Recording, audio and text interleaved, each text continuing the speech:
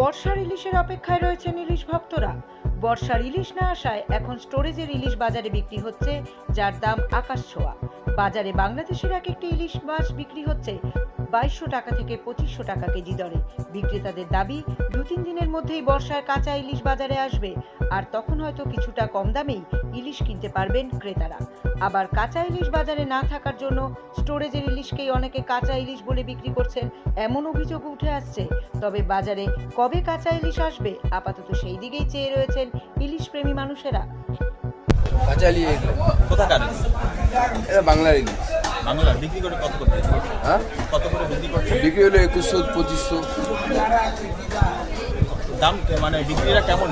বিক্রি খুব ভালো। মানে এখন কি পুরোটাই আসছে? হ্যাঁ, কিছু পুরো কাঁচা ইলিশ আসছে নাকি কিছুটা আগে স্টকে? না না, এগুলো তো যা আছে এগুলো সব কাঁচাই। এসেছে বাজারে হ্যাঁ? কাঁচা ইলিশ? কাঁচা ইলিশ ঢোকনে 2-4 দিন পর থেকে ঢোকার সম্ভাবনা আছে। কিছু জন আনতে বলছে বাংলাদেশে। হ্যাঁ, কিছু জন বাংলাদেশে বলছে ওটা আমি ঠিক বলতে পারবো না, আমার কাছে নেই। কাঁচা ইলিশ আসে না। কাঁচা ইলিশ এখন ছোট বড় একটাও ঢোকে নেই, ছোট কি বড় কি একটাও নাই। এগুলো আনছে সেগুলো কি গতবারের মনে হয়? এটা তো ডিপ ফ্রিজার মাছ, গতবারের না কি কয়েকটা দিন আগেকার আর কি। আগেকার স্টোর করা প্রসেসিং ফিস আর কি, কিছুদিন আগেকার মাছ।